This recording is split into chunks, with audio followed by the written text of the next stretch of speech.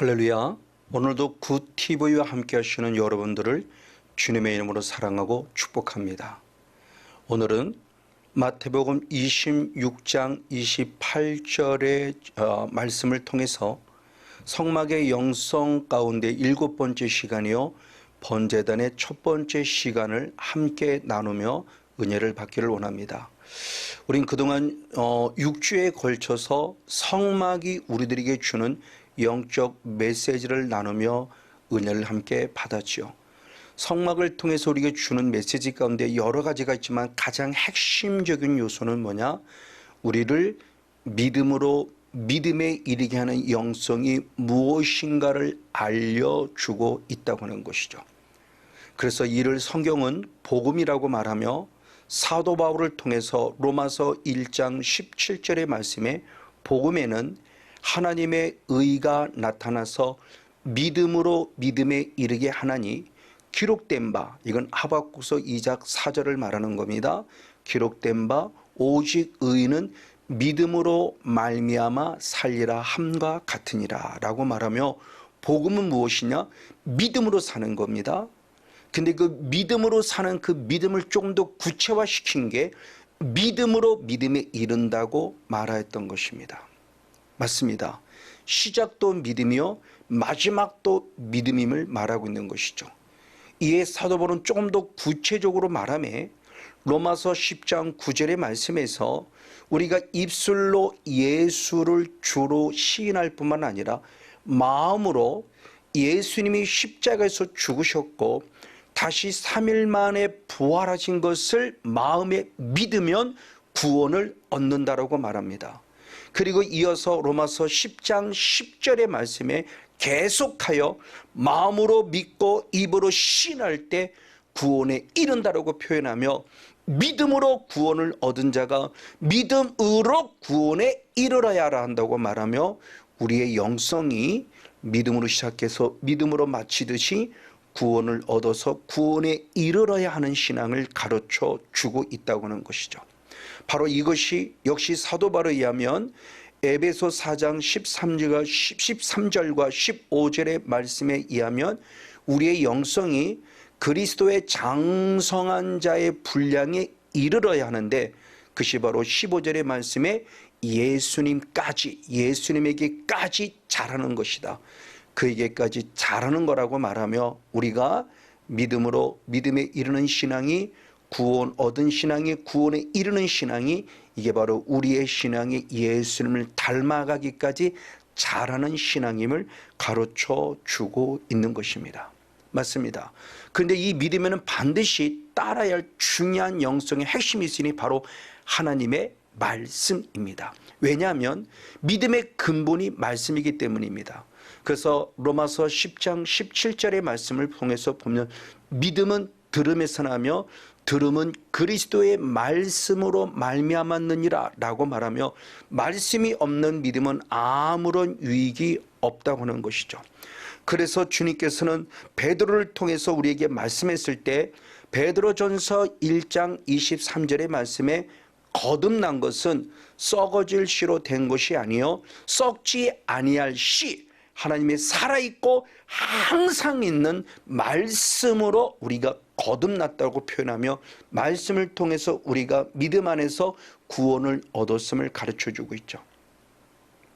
그래서 고린도전서 15장 3절 4절의 말씀에 보면 성경대로 그리스도께서 우리의 죄를 위하여 죽으셨고 또 성경대로 사흘 만에 다시 살아나셨다라고 말하며, 그 말씀으로 거듭났다고 했을 때 말씀 안에서 예수님의 죽으심이 기록되어 있고 말씀 안에서 예수님의 살아나심을 기록하고 있기에 그 말씀을 통해서 나를 위해 죽으시고 나를 위해 살아나신 예수님을 믿을 때 구원을 얻는다고 말하고 있다는 것이죠. 이에 야고보 사도 역시도 야고보서 1장 18절의 말씀을 통해서 그래서 우리를 진리의 말씀으로 낳으셨다라고 표현하며 우리가 말씀으로 말미암아 구원을 얻었음을 말합니다. 그럼 말씀으로 말미암아 구원 얻은 것으로 끝나냐? 아니다. 이제는 더 나아가 베드로전서 2장 2절의 말씀에 보면은 순전하고 신령한 젖을 사모하라. 이건 하나님의 말씀을 지금 말하고 있는 겁니다. 왜? 구원에 이르도록 자라야 하기 때문이다 라고 말하고 있다는 것이죠. 이런 대표적인 인물이 있으니 바로 디모데였습니다. 디모데는 디모데후서 3장 15절의 말씀을 통해서 보면 어려서부터 그는 성경을 알았다고 고백하며 어려서부터 성경을 알았기에 구원에 이르는 지혜를 가진 자다라고 바로 우리에게 가르쳐줌을 통해서 말씀을 통해서 구원 얻은 디모데가 말씀을 통해서 구원에 이르도록 자란 대표적인 인물임을 우리에게 가르쳐 주고 있는 것이죠. 맞습니다.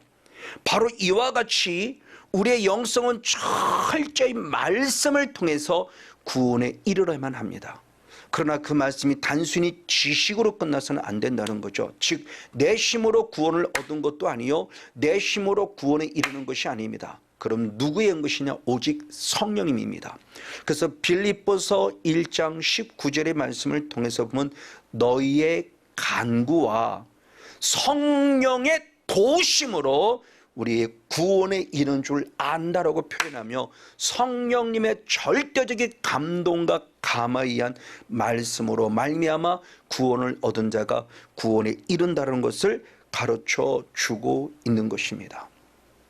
이 예수님도 히브리서 9장 28절에 내가 이 땅에 다시 오는 목적도 말씀하니 초림의 예수는 우리 죄 문제를 해결함으로 구원을 얻게 하시는 은혜로 오신다면 다시 오시는 재림의 예수님 이제는 죄와는 상관없이 우리를 구원에 이르게 하기 위하여 두 번째 다시 나타나신다라고 표현하며 우리를 구원에 이르게 하기 오시는 예수님을 분명히 보여주고 있습니다.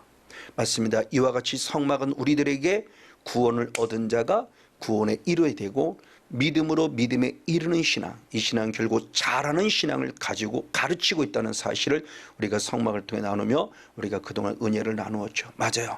그럼 그 성막을 통해 들어갔을 때 가장 먼저 첫 번째 통과하는 것이 문입니다.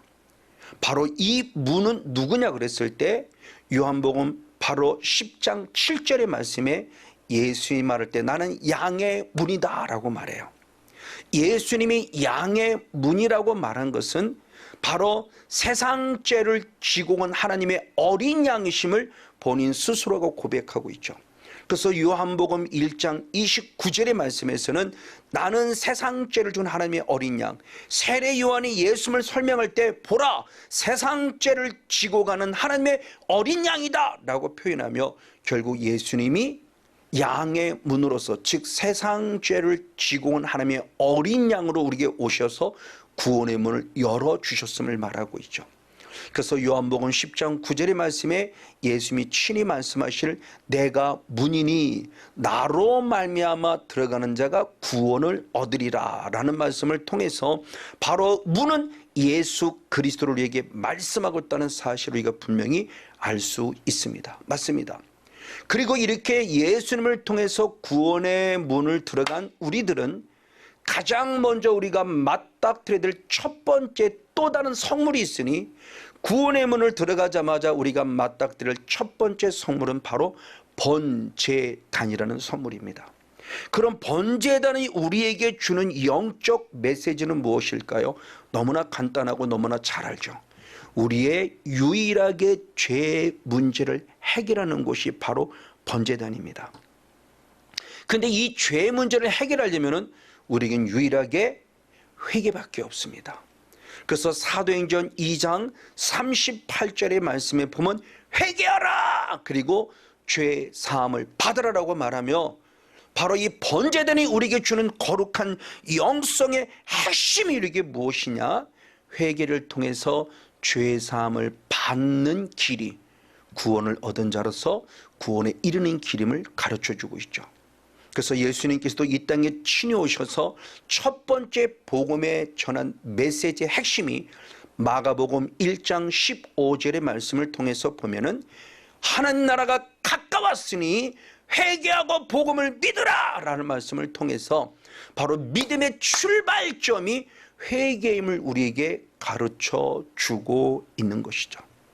근데 이 믿음의 출발점이 회개로 끝남이 아니라 구원을 얻은 자가 구원에 이르듯이 회개로 시작한 자는 회개로 맞춰야 돼요. 그래서 고린도후서 10장 7절의 말씀을 통해서 보면은 하나님의 뜻대로 하는 근심은 구원에 이르게 하는 회개를 이룬다라고 표현하며, 우리의 믿음의 시작이 바로 회개란다면 믿음의 마지막 마침 역시도 회개임을 우리에게 가르쳐 주고 있습니다. 맞습니다. 이와 같이 죄 문제를 해결하는 회개가 바로 번제단에서부터 시작이 되어야 한다는 것을 가르치고 있다고 하는 것이죠. 맞습니다. 이 번제단이 하는 일은 결국 뭐냐? 피를 뿌림으로 말미암아 우리의 죄 문제를 해결해 주는 것이에요. 그러면 중요한 부분의 모습이, 이렇게 우리의 죄를 깨끗게 하려면 과연 어떠한 과정들을 거쳐서 우리의 죄를 깨끗게 할 수 있는가라는 부분이 역시 번제단의 영성을 통해서 잘 가르쳐주고 있습니다. 대표적으로 출애굽기 29장과 레위기 4장에서 바로 속죄의 죄에 대한 모습을 잘 우리에게 가르쳐주고 있는데, 저는 그래서 오늘 레위기 4장을 통해서 바울의 제사장들의 죄가, 백성들의 죄가 어떻게 속함을 받는가라고는 속죄제라는 제사법을 통해서 아주 구체적으로 한번 말씀을 상고해 보며 함께 은혜를 나누기를 원합니다. 맞습니다. 자, 우리의 죄 문제를 해결하는 번제단에 섰을 때 가장 먼저는 죄 문제를 해결해서는 흠이 없는 어린 양이라는 속죄 제물을 드려야만 합니다. 그래서 레위기 4장 32절의 말씀을 성경에 분명히 기록하고 있죠. 어린 양을 속죄 제물로 가져오되 흠없는 암컷을 가져라고 말하며, 흠이 없는 어린 양을 속죄 제물로 가져오라고 그러죠. 이걸 구체화시킨 게 베드로전서 1장 19절의 말씀에 보니 바로 예수님이 저먹고 흠없는 어린 양이시다라고 말하며, 그 예수님이 우리들에게 저먹고 흠없는 어린 양이신 속죄 제물임을 분명히 가르쳐 주고 있습니다. 이 말을 달리 말하면 조금 전에 앞에서 나왔던 요한복음 1장 29절의 말씀에 이 흠이 없고 점이 없는 예수님이 세상 죄를 지고 가는 예수님이란 사실이죠. 그러게 우리들이 번제단에 왔을 때 가장 먼저 죄 문제를 해결해서는 내가 스스로 죄 문제를 해결할 수 없습니다. 흠이 없고 점이 없는 어린 양인 속죄 제물을 통해서 우리의 죄 문제가 해결될 것을 말합니다. 즉 어린 양, 즉 세상 죄를 지고 있는 어린 양이신 예수님만이 우리의 죄 문제를 해결하는 유일한 구원자라는 것이죠. 우린 그걸 어떻게 할 수 있는가? 마태복음 1장 21절의 말씀에 예수라는 이름값을 통해 알 수 있으니 아들을 낳으니 그 이름을 예수라라. 그럼 예수가 누구냐? 우리를 죄로부터 구원할 자다라고 말하며, 분명히 우리의 죄의 유일한 구원자는 바로 예수 그리스도, 흠없고 점없는 세상 죄를 지고 가신 어린 양이신 예수님을 알 수 있습니다. 그러면 두 번째로서는 흠이 없고 점없는 속죄 제물 있으면 되느냐? 아닙니다. 그 다음에 두 번째 방법은 레위기 4장 33절의 상반절의 말씀에 보면은 그 속죄제 희생의 머리에, 그 어린 양인 머리, 그 어린 양의 머리에 안수하라라고 말합니다. 자, 속죄제인 어린 양에 안수한다는 것이 무엇일까? 이걸 조금 더 구체화시킨 게 레위기 16장 21절 말씀, 대속죄일을 맞이해서 좀 더 구체적으로 안수가 갖는 의미가 무엇인가를 알려줍니다.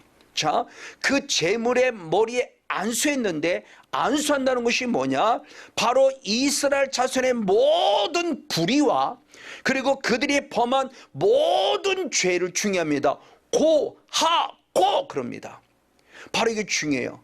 그러면서 그 죄를 염소의 머리에 두었다라고 표현합니다. 염소의 머리에 두었다라는 이 말씀이 현대어 성경에서 보면은 뭐냐?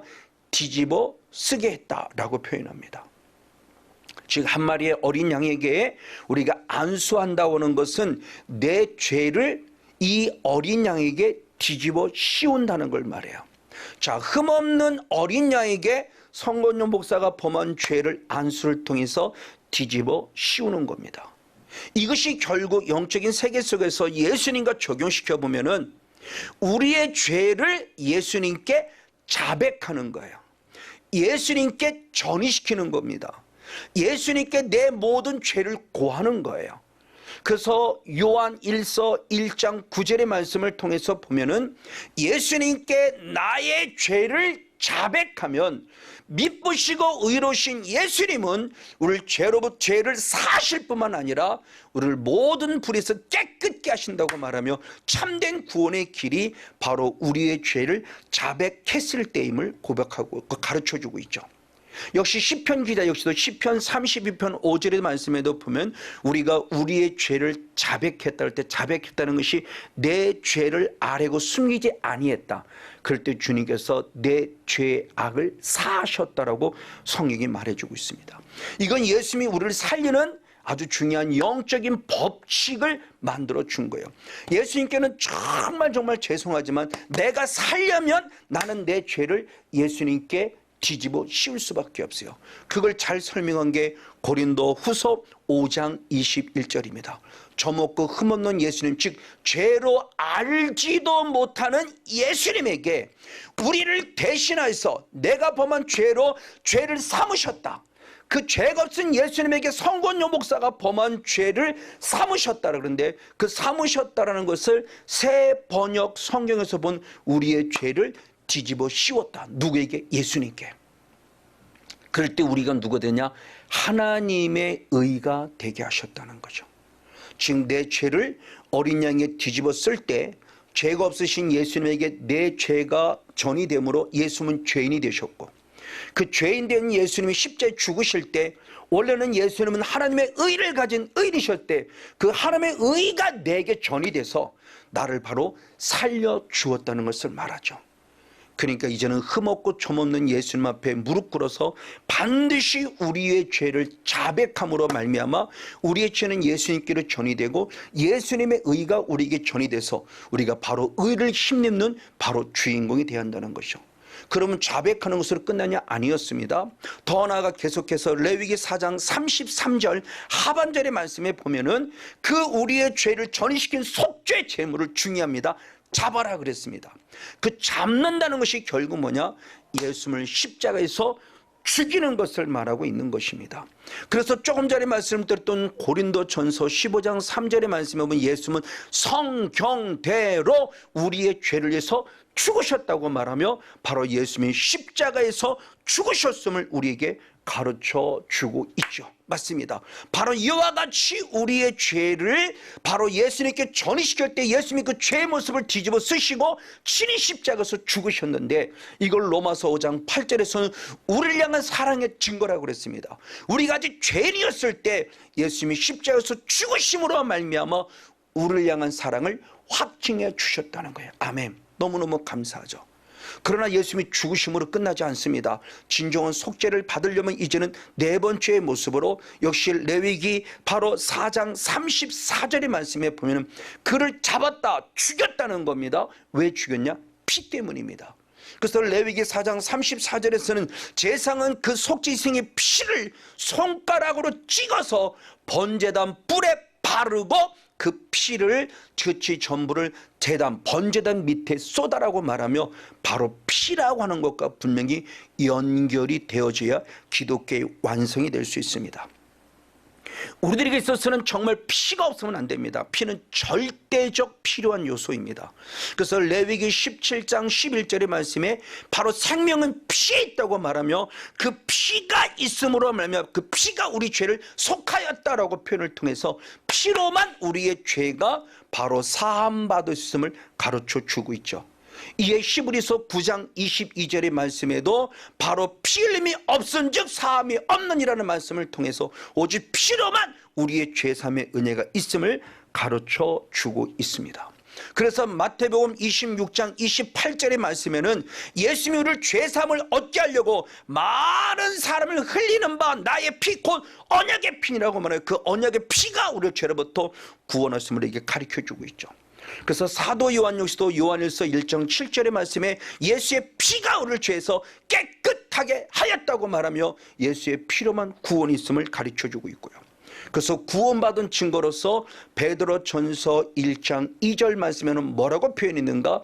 우리는 예수의 피 뿌림 받기에 택함 받은 자다라고 표현하며 예수의 피로 택함 받은 자에게, 예수의 피 뿌림 받기 택함 받은 자에게 구원받은 백성으로에게 분명히 알려주고 있죠.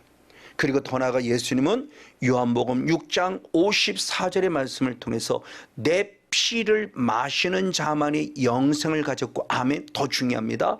그리고 마지막 날에 내가 다시 그를 살린다 그래요.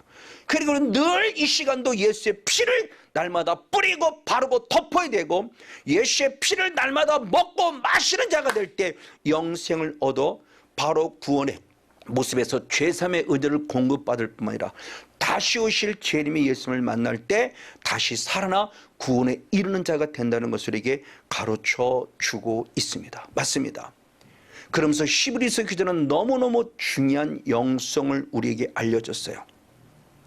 히브리서 9장 26절 말씀을 통해서 예수님이 우리의 죄를 없게 하시기 위해서 죄를 사해서 십자가에 죽으신 사건은 단번의 사건이라고 말합니다. 단번의 제사를 드려 죄를 없게 하시려고 우리에게 나타났다. 단번. 즉 2000년 전에 예수님이 십자가에 죽으신 사건은 단번의 사건이에요. 과거의 사건입니다. 그래서 히브리서 10장 10절 말씀에도 똑같은 말씀이 있으니 바로 우리들의 존재의 모습을 단번에 당신을 들이심으로 우리를 거룩하셨다고 말하며 단번의 사건의 아주 중요한 핵심을 봅니다. 자, 사건은 분명히 단번의 사건입니다. 근데 그 영적 효능은 어떠냐는 거죠. 역시 히브리서 9장 12절의 말씀에 그 자기의 피로 영원한 속죄를 이루셨다. 영원하다는 겁니다. 사건은 2000년의 과거의 사건으로 단번이지만 그 영적 효능은 영원히 우리를 구원하셨다는 말이에요. 영원한 제사. 그래서 사건은 단번의 사건이지만 그 영적 효능이 영원하다고 말하고 있다고 하는 것이죠. 그래서 히브리서 10장 12절 말씀에도 보면은 영원한 제사를 드리셨다 그래요. 우리의 죄를 위해서 영원한 제사. 사건은 단번의 사건이지만 그 영적인 효능은 영원하다는 것이죠. 그리고 마지막 그 중요한 부분의 모습이 히브리서 10장 14절의 말씀에 우리를 영원토록 동일하게, 영원토록 우리의 존재의 모습을 온전케 하셨다라고 말합니다. 그래서 히브리서 10장 10절 12절 14절을 한마디로 간단히 말한다면 단번에, 그리고 영원히, 그리고 온전케 하셨다는 것. 이게 예수의 피의 확실한 은혜 능력이요, 번제되는 것부터 시작해서 우리들에게 바로 회개를 시작하는 영성 안에 믿음으로 구원을 얻어 회개한 자의 모습에, 이게 구원에 이르는 과정 속에 필요한 첫 출발점이요, 스타트임을 가르쳐 주고 있습니다. 그러므로 번제되는 바로 예수 그리스도의 십자가 사건의 골고다 산상을 의미하기도 하죠. 그래서 마태복음 27장 26절의 말씀을 보면 예수님은 채찍질하고 십자가에 못 박혀 넘겨주셨다라고 말하며 그 번제단을 우리가 엎드릴 때마다, 번제단에 엎드릴 때 우리는 예수의 십자가이신 그 십자가를 생각하는 영성이 필요함을 가르쳐 줍니다. 다시 한번 그러나 영적 원리를 살펴보자는 거죠. 우리의 죄를 회개하려면 가장 먼저는 흠없고 점없는 예수님 앞에, 그렇죠, 우리의 죄를 전이시키는 철저한 자백의 기도가 필요하다. 그리고 그 예수님이 십자가에서 죽으셨다, 그리고 십자가에 죽으실 때 흘리신 그 피가 필요하다. 그 피를 우리는 피 뿌림받게 택함 받은 자에게 늘 회개하여 우리의 죄를 고백할 때마다 예수의 피가 머리부터 발끝까지 영과 혼과 육에 뿌려지고 발라지고 덮어짐을 통하여 깨끗하게 죄사함을 받고 당당히 천국 백성 이 땅에 승리하며 살아가는 저와 여러분 우리 모두가 되어지기를 예수님의 이름으로 간절히 축복하고 축원을 드립니다.